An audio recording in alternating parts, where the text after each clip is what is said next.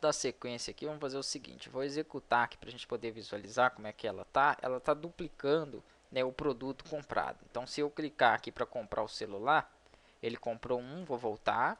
Se eu comprar novamente, ele compra outro em linha abaixo, então em outra fila ali. Eu quero que ele altere o valor da quantidade e não faça isso que ele fez ali. Só uma coisinha aqui que eu estou vendo que já tem tempo, esse documento está sem título. Então vou colocar um título para ele aqui, carrinho de compras. Então o meu eu deixei sem, fica estranho ali quando você abre a página, ela fica sem título.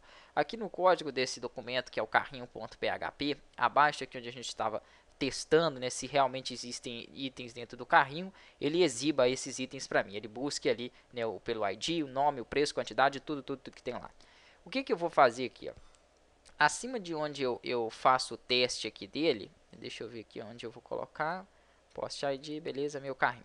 Aqui, ó, antes dele aparecer, na verdade, né, antes dele jogar os dados dentro ali do carrinho, antes dele buscar aqueles valores, eu vou criar uma variável chamada posição. Então, vou criar ela aqui, ó. Só pós assim, beleza. E vou iniciar ela com -1. Por que -1?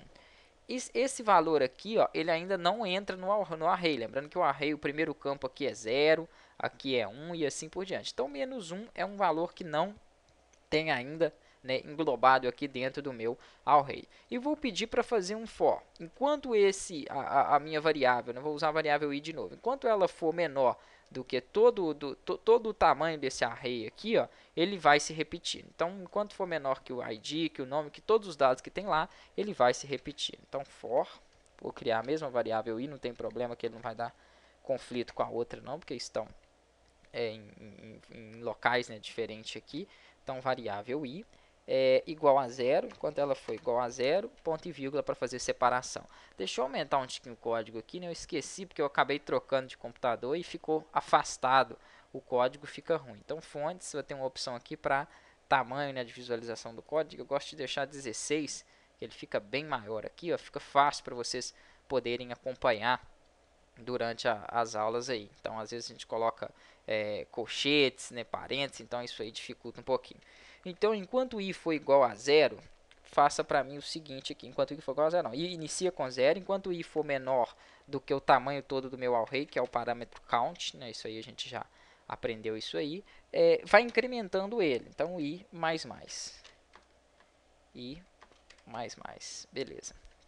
Feito isso aqui, eu vou colocar aqui embaixo, vou abrir e fechar chaves e vou colocar uma condição. Então, if, deixa eu abrir já a condição aqui, abrir e fechar as chaves dela para que não me complique. Então, se o que? O que eu tenho que comparar? Se o ID do meu carrinho, né, do caso, o número que tiver lá, ele for igual à posição i, né, do meu array, como assim? Então, vamos voltar aqui que fica mais fácil para me explicar. Todos os valores aqui ele tem um identificador. Então, por exemplo, se o ID, que é o 1 do celular, ele for igual à posição 1 do meu array, ele não vai criar uma nova linha. Ele vai repetir, ele vai incrementar mais 1 nesse número aqui. Ó. Então, seria justamente essa condição que nós vamos estar criando aqui embaixo. Então, vamos fazer ela aqui. Ó. Se o ID, o meu ID ali, ele receber. Então, se ele for igual, eu tenho que colocar aqui, ó, 2 iguais para ele, que eu estou comparando, eu não estou passando um valor. Se ele for igual ao meu carrinho na posição ID dele, então meu carrinho, na sua posição i, aliás, né? Então eu tenho que colocar aqui a variável. Ok. Na posição i de quem? Porque ali dentro eu tenho vários itens também. Eu tenho a posição i, cadê? A posição i do ID, a posição i do nome, a posição i do preço. E quando ele passar a primeira vez, todos esses aqui vai ser 1, ó. 1. Aliás, a primeira vez é 0, né? 0, 0, 0, depois 1, 1 e assim por diante. Então, o que eu vou fazer aqui? Cadê? Eu tenho que colocar a posição que eu quero que ele teste. Eu estou mexendo com o quê? Com o ID. Então, quer dizer que se o meu número de identificação, essa aqui é a variável, é o que eu recebo, né, do produto, ela for igual à posição 1 do meu carrinho, no caso ali, né, aqui não é I, é ID. Estou viajando já. Ela for igual ao ID dele, então significa que eu já tenho aquele produto lá. Então eu vou fazer o que aqui embaixo? Eu vou fazer a minha posição ficar igual, né, ao meu número, ao meu índice que eu tenho ali. A posição, lembrando, ela era -1. Cadê? Ela começa aqui, ó, com -1.